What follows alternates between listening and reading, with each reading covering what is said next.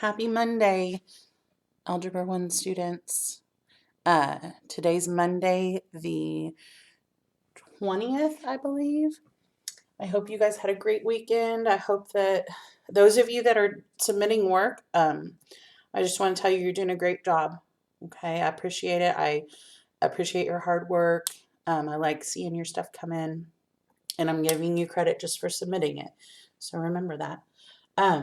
I thought we'd take a break from systems of equations and review over some things that you just need to not forget how to do, some things from earlier in the year that you need to not forget over this time.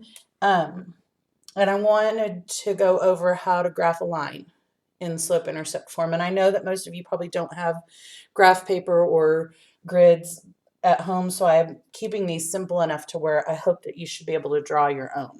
So what I'm thinking is that you can just draw a little coordinate plane, an x and a y axis. And then you can just kind of mark it as you go. I think that this should be fine. And remember that slope-intercept form is y equals mx plus b. I know you know that.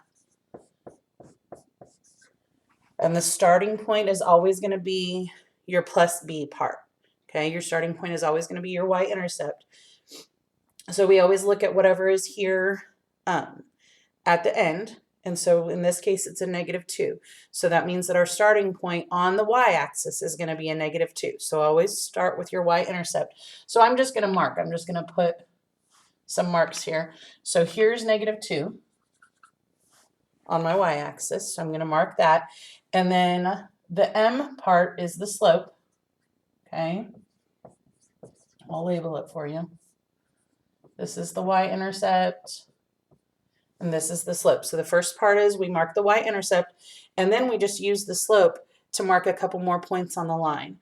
And if you look here, the slope is 1/4. So that means that the rise is 1 and the run is 4. Remember, the slope is rise over run.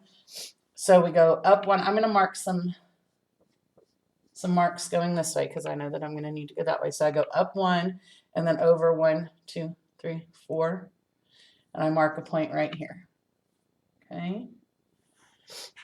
And then remember, I could also go, if I wanted to rise -1, then I could also run -4 because two negatives are still going to keep it sloping positive. So I could rise -1 and run -4, 1, 2, 3, 4. And I get 3 points that are in a line. You can use anything as a straight edge. Use the edge of a book, the edge of a folder, anything like that as a straight edge, and then draw your line like this. And remember, a line goes on in both directions, so we have arrows on the ends of it. Okay, so go ahead and draw another little coordinate grid. Okay, and remember, I start with the y-intercept, so I'm going to mark a +1. Mark my point here at +1. And then my slope is negative. So that means that instead of going uphill, he's going to be going downhill. We want a negative slope when we're done with this. And I can make the slope, I can make either the rise or the run negative. So I could look at it as -1/2 or as 1/-2. But remember, one has to be negative and one has to be positive. Okay, they have to, your rise and your run has to be opposite. So let's start by rising -1 and run 2. So -1, I'm going to go ahead and just mark a few points on here. Okay, so I'm going to start at the y-axis and I'm going to rise -1, run 2. So -1, run 2, -1, run 2. And also, same thing, if I want to rise +1, then I can run -2.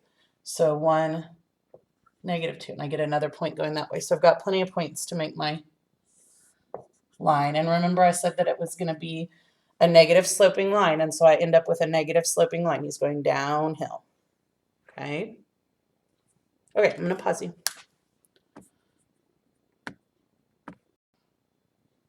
Okay, go ahead and write down these two problems. And I just sketched out a coordinate grid. Okay, if you look at the first one, it says y equals 3/4 x. And if you notice, there's no plus b part. So it looks like we have a slope, but we don't have a y-intercept. So if you wanted to fill in a number there, it would be plus 0. So that means that our y-intercept, our starting point, is just going to be at 0. So we're going to start with a mark here. I'm going to go ahead and put some tick marks on my grid. Okay. And then it looks like my slope is 3 over 4. So I'm going to rise 3, 1, 2, 3, and run 4, 1, 2, 3, 4. So here's a mark here. And then also remember, if I want to rise -3, I can. I can rise -3, but in order to keep it positive, I'm going to have to run -4. So rise 1, 2, 3, -3, and run -4. And if you notice, it keeps it straight in line, and I have a positive slope, which is what I need. Okay. Now this one here, y equals 5. If you remember, we talked about this a lot. If you have a y equals something or an x equals something line, that means you're going to end up with either a horizontal line or a vertical line. And the first thing I want you to do is let's just mark. We have y equals 5. So let's just go on the y-axis and mark 5. 1, 2, 3, 4, 5. So I know I'm going to have a point there. And then I have to decide, is it going to be a horizontal line or is it going to be a vertical line?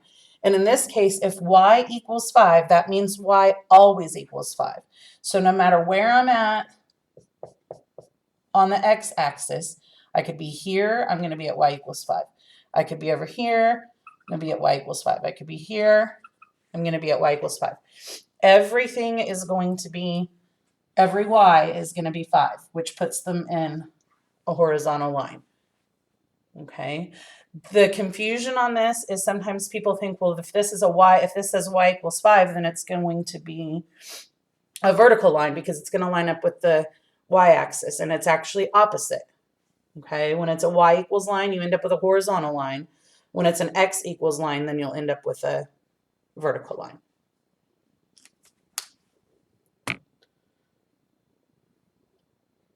Oh, pause. Okay, I just want to do one more example with you. This says y equals -2x plus 2. So we're going to start, it has a y-intercept at +2. So we're going to start by marking a +2 on the y-axis. Okay, and I'm going to mark a few more points. I'm not expecting perfection out of your drawings, so just keep them neat, as neat as possible. Okay, so we've started at +2 on the y-axis. In this case, whenever your slope is just a whole number, you know that you can just put it over 1, okay, to make it to see the rise and the run. So we see that our rise is -2 and our run is +1. So, and we're going to want to end up with a negative slope. We want to end up with a downward slope. So rise -2, run +1. -2, 1. -2, 1.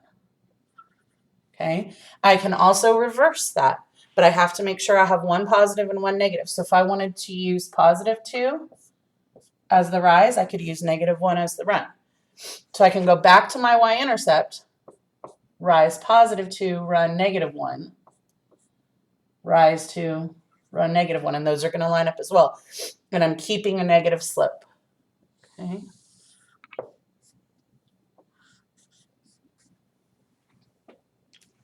Okay. And I just realized, I think that I forgot to show you the answers. So what I'm going to show you first is the solutions from Friday's work. So I'm going to show you the solutions from Friday. This is the solution paper from Friday. So go ahead and, these are from the systems of equations from last week. Remember, we were using elimination. Okay, and I think I just gave you 3 last week.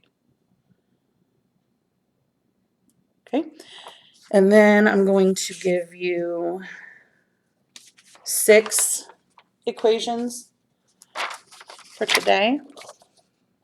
So here are 6. They're all in slope-intercept form, all ready for you. Remember down here, if there's no coefficient there in front of the x, you know it's a 1.